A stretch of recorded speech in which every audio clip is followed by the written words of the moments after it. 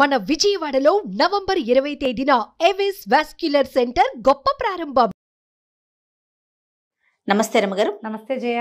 రమగారు, మనకి ఈ నెలలోనే శివరాత్రి ఉంది. శివరాత్రి అనగానే ఉపవాసం, జాగరణ, వీటికి సంబంధించి ఎన్నో అనుమానాలు ఉంటాయి. ఎలా ఉపవాసం చేయాలి, జాగరణని ఎలా మొదలుపెట్టి ఎలా పూర్తి చేయాలని, వాటి గురించి ఒక్కసారి డిస్కస్ చేద్దామండి. తప్పకుండా జయ. పర్వదినం ఇది మా అద్భుతమైన రోజు కదా. అవును, పండగలు మానేయచ్చు, పర్వదినాలు మానేయకూడదు. అవునండి, పర్వదినం మానకూడదు. మనకి ప్రతి నెల శివరాత్రి వస్తుంది. అవును, త్రయోదశి చతుర్దశి కలయిక. త్రయోదశి వెళ్తూ ఉండాలి, చతుర్దశి వస్తూ ఉండాలి. ఇలా ఉన్నప్పుడు దీన్ని మాసశివరాత్రి అని చెప్తారు. ఈ మాస శివరాత్రుల్లో అద్భుతమైన మాస శివరాత్రి మహాశివరాత్రి. మామూలుగా మాస శివరాత్రిలో తప్పకుండా మనిషి అయి పుట్టినవాడు శివారాధన చేయాలంటారు. చేయం మనం అసలు. మహాశివరాత్రులు జ్ఞాపకమే ఉండవు. అవును, చూసుకోరు. రోజువారీ క్యాలెండర్ పెద్దగా పట్టించుకోము, ఎవరికి ఉండదు, పెద్దగా పట్టించుకోము. కానీ మహాశివరాత్రి ఇది పర్వదినము. మనం శ్రద్ధగా భక్తితోటి వేడుకగా కూడా జరుపుకునేందుకు తప్పకుండా ఇది అవకాశం ఇస్తుంది. కాబట్టి ఈ ఒక్క రోజైనా మనం శివరాత్రి నాడు చెప్పబడేటువంటి విధి విధానాలు కనుక ఆచరిస్తే చాలా మంచిది. దీంట్లో కుల మత జాతి వయో విచక్షణ లేదు. పర్వదినం ప్రతివాడికి అవసరమే. ఎంత చిన్నది చేసినా ఫలితం ఇస్తుంది.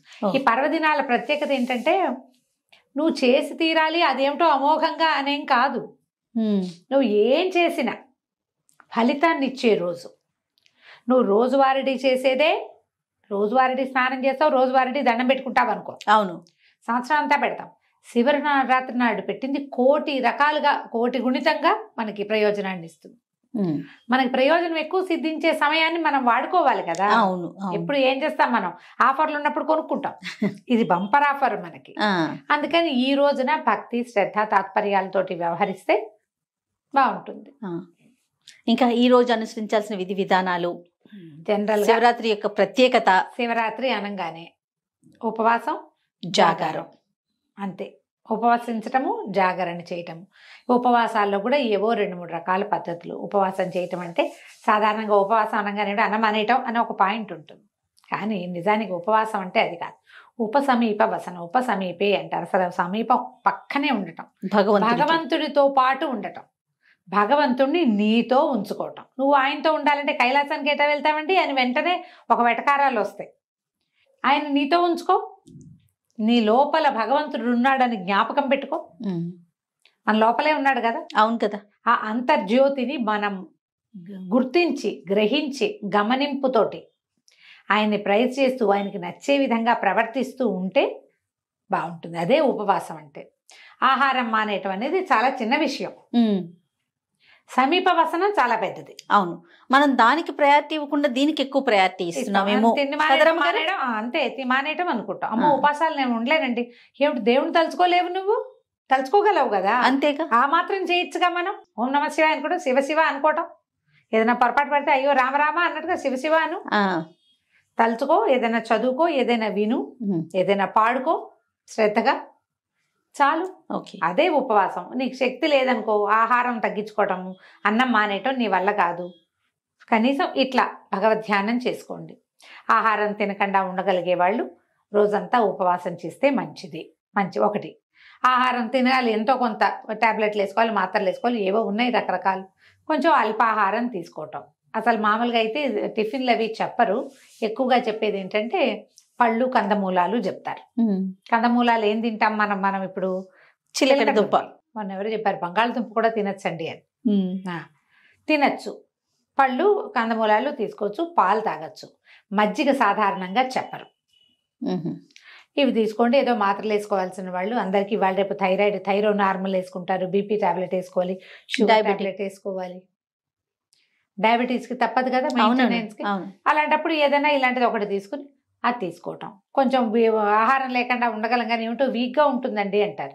వీక్గా ఉండేవాళ్ళు నీళ్ళల్లో కొంచెం తేనె వేసుకుని తీసుకోవచ్చు, కొబ్బరి నీళ్ళు తాగొచ్చు, ఏదైనా పళ్ళు గిళ్ళు తీసుకోవచ్చు. ఇవి తీసుకుంటూ రోజుని మనం చక్కగా ముందుకు తీసుకెళ్తాం. అక్కడి నుంచి జాగరణ. ఈ ఉపవాస నియమం కూడా అన్నం మానేటంటే దీనికి ఎట్లా అంటే ముందు రోజు రాత్రి కూడా తినకూడదు జయ.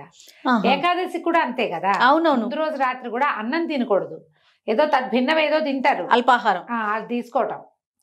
మా శివరాత్రి నాడు 2 పూటలు లేదు. మరుసటి రోజు ఉదయం భోజనం చేయొచ్చు. స్నానం చేసి పూజా విధానం చేసుకుని ఏదైనా దేవాలయానికి వెళ్ళదలుచుకుంటే వెళ్ళొచ్చి ఆహార స్వీకారం చేయొచ్చు. జాగరణకి ఇంకో నియమం ఉంది. జాగరణ, శివరాత్రి జాగారం అంటే ఇది వరకు చిన్నప్పుడు ఓ టికెట్ మీద 2 సినిమాలు అవి ఉంటుండే. అవును, సినిమా చూడడము, టీవీ చూడడము, టీవీలో కూడా బోల్డ్ సినిమాలు వేస్తుంటారు. ఏమిటో అది కాదేమో అని అనిపిస్తుంది జయ. కానీ ఇంకోలా చేయండి అని ఏం చెప్తాము?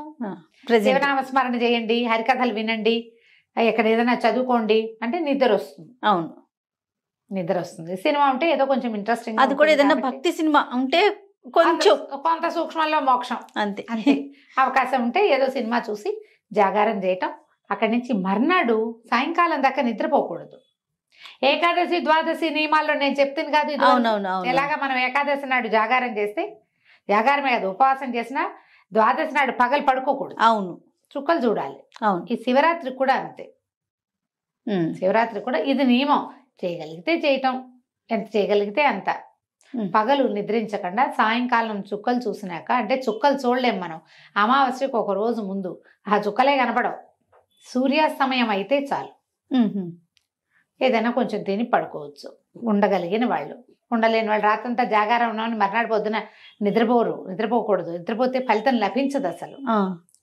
మనం ఆ జాగారం చేయలేము, ఏదో కొంతమంది చేస్తే లింగోద్భవ కాలం వరకు చేస్తే కనీసం అర్ధరాత్రి 12:30, 1 గంటకి దాకా మనం శివారాధన చేసుకుని ఎక్కడైనా దేవాలయంలో డబ్బులు కట్టాము, అక్కడేమో ఇది చేస్తారు, ఏకాదశి రుద్రాభిషేకం చేస్తారు, భస్మాభిషేకాలు చేస్తారు, అక్కడికి వెళ్ళే దర్శనం సేవ చేసుకున్నాం, ఇంటికి వచ్చి శివ నా వల్ల ఇంతే అవుతుందని దండం పెట్టుకుని నిద్రపోవచ్చు. అదే రోజు 12:30 తర్వాత. మీకు మీకు ఓపిక లేదు, ఉండలేరు, మర్నాడు ఆఫీసులు ఉన్నాయి, అవకాశం లేదు, శక్తి చాలదు, నేను మెలకుగా ఉంటే మర్నాడు బీపీ పెరిగిపోతుంది జయ నాకు. అవునండి, బీపీ పెరుగుతుంది, బీపీలో తేడా వచ్చేస్తుంది, తల తిరగటం మొదలు పెడుతుంది. సో అంతవరకు ఉండలేరు మీరు. నేను ఉండలేని వాళ్ళు ఇది మార్గం. ఉండగలిగే వాళ్ళు మీ అవకాశాలను బట్టి ఉండటం. ఇట్లా శివరాత్రి విధి విధానాలు ఇవి. ఆ రోజు పడుకోవచ్చారమ్మ గారు? ఏ రోజు? శివరాత్రి రోజు. ఆ రోజు కూడా అసలు పడుకోకూడదు కదా? శివరాత్రి నాడు పడుకోంగా, అదే పగలు పడుకోకూడదు. పగలు లేదు, ఏ పర్వదినాల్లోనూ పగళ్ళు నిద్ర మంచిది కాదు. ఎట్లా చేయగలిగితే ఎట్లా. దీంతో పాటుగా ఈ రోజున పోట్లాటలు, యుద్ధాలు, గొడవలు, తగాదాల్లోకి దిగద్దు. ఇతరులని దూషించకండి. ఏదైనా ఒక ప్రోగ్రాం వస్తే అర్జెంట్ది నెక్స్ట్ డేకి వాయిదా వేయండి దాన్ని. పర్వదినాన ప్రతి వాడు, ప్రతి ప్రాణి శివమయమేనని గ్రహించండి. అందరూ మనలాగా పుట్టిన వాళ్ళే, ఏవో వేషాలు మార్పు. ప్రతి వాళ్ళలోనూ నాలో ఉన్నట్టే శివుడు ఉన్నాడు అని శివుణ్ణి గుర్తించే ప్రయత్నమే చేయాలి. అది చేస్తే చాలు. మళ్ళీ ఇది పర్వదినం కదా, ఉపవాసం చేయకపోతే, జాగారం చేయకపోతే కొంప మునిగిపోతుందని భయపడద్దు, బాధపడద్దు. వృద్ధులు, పెద్దవాళ్ళు, అంటే కొంచెం కాస్త ఏజ్డ్ వాళ్ళు, చిన్నపిల్లలు, గర్భవతులు, బాలింతలు, ఇలాంటి వాళ్ళు, ఏదైనా యాక్సిడెంట్లు అయ్యి కొంచెం మంచాన్ని ఉన్నవాళ్ళు, సమస్యల్లో ఉన్నవాళ్ళు, ఆరోగ్య సమస్యలు ఉన్నవాళ్ళు శివ అనుకోవటమే ఉపవాసము. ఇవాళ పరమశివుని యొక్క అద్భుతమైన దినం అని జ్ఞాపకం పెట్టుకుని ఈ పర్వదినాన్ని నామ సంకీర్తనతోటి పూర్తి చేసుకోండి. ఉపవాస జాగారాలు మీరు చేయకపోయినా పర్వాలేదు. ఎవరైనా కడుపుతో ఉన్న వాళ్ళు మీరు చేసా అని ప్రశ్నలు తెగేస్తారు, అలాంటివి చెయ్యొద్దు. ఆహార స్వీకారం లేకపోతే ప్రెగ్నెన్సీలో చాలా ఇబ్బందులు అవుతాయి. బాలింతలు కూడా పాలు ఉండవు పిల్లలకి. అందుకని అటువంటివి చేయబోకండి. శివుణ్ణి తలుచుకోండి. వీలైతే ఒక దేవాలయ దర్శనం చేసిరండి, అవకాశం ఉంటే. మళ్ళీ ప్రెగ్నెన్సీలో 7వ నెల వచ్చాక ఇంకా దేవాలయ దర్శనం కూడా లేదు, ఇంట్లో కూర్చునే దేవుణ్ణి తలుచుకోండి. అంతే. ఇట్లా మనం శివరాత్రిని ముందుకు తీసుకెళ్ళాలి. రైట్ అమ్మ గారు. నమస్తే అండి. నమస్తే జయ.